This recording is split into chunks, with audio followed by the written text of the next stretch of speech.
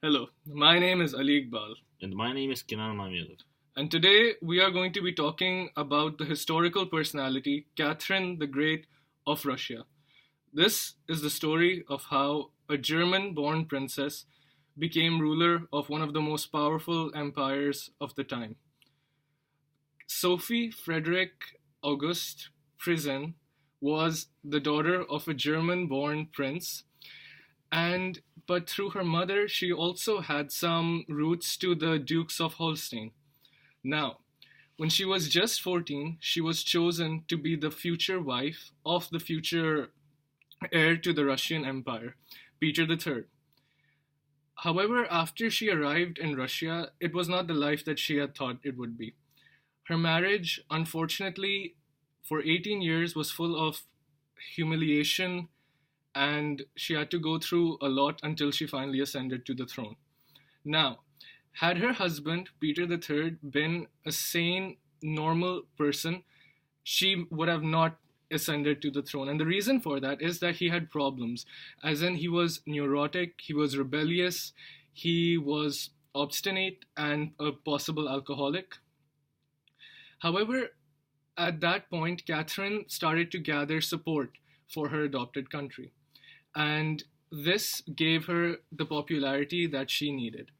And in 1762, she led the regiments that had gathered to her cause into St. Petersburg, and she was proclaimed as Empress in the Kazan Cathedral.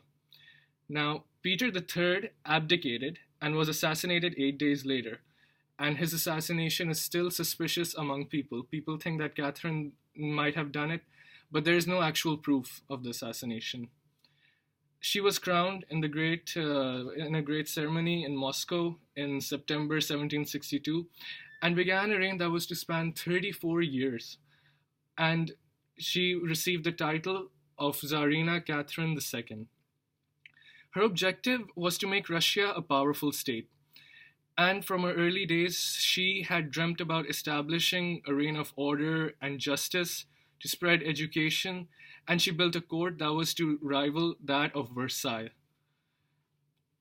Now, these plans proved a bit too diverse to be carried out, but her first problem was to replenish the treasury that her predecessor, Tsarina Elizabeth, had almost left empty. So, after the assassination of Peter III, she kept friendly relations with Russia, which was an ancestral enemy of Russia at the time. Alongside that, she strengthened her traditional alliances with France and Austria. And in 1764, she resolved the problem of Poland, which was not defined by any territorial borders, by establishing one of her old lovers as the King of Poland, a man that she knew she could trust and would be dedicated to her throughout.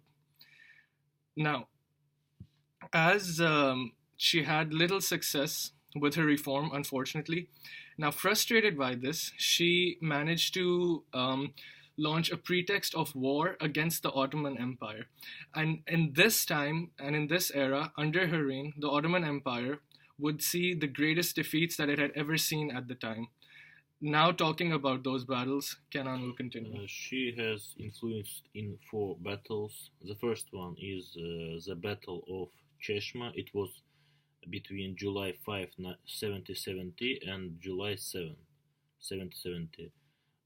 The Battle of Cheshma took place in during the Russo-Turkish War near in Cheshme, in the area between the western tip of Anatolia and the island of Chios, which was the site number of past naval battles between Ottoman Empire and the Republic of Venice. The second one, the Battle of Larga. The Battle of Larga was fought between 65,000 Crimean Tatars cavalry and 15,000 Ottoman Empire infantry under Kaplan Giray against 38,000 Russians on the field. Marshal Rumyantsev on the banks of the Larga River, a tributary of the Prut River in Moldavia, for 8 hours on 7th July 1770.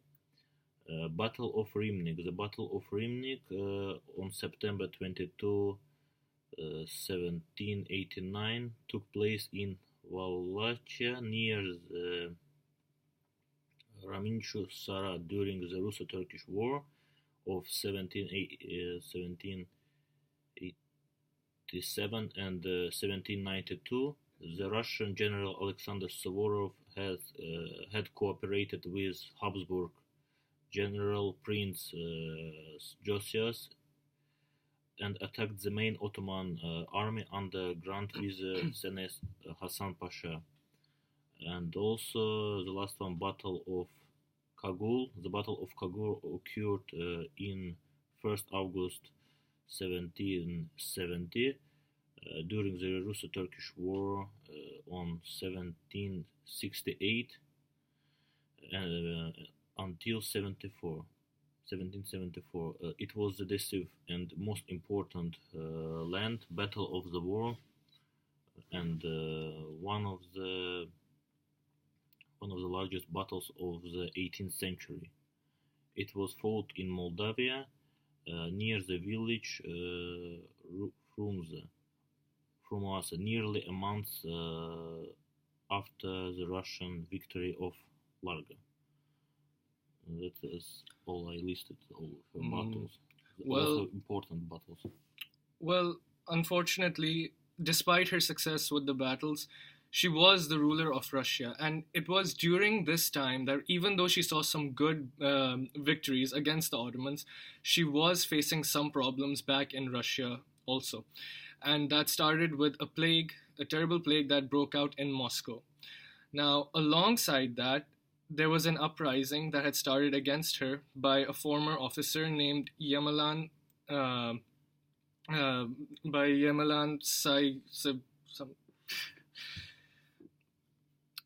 Um, he basically, a former officer of hers, began to impersonate the long thought dead Tsar Peter III, and he started an uprising against her.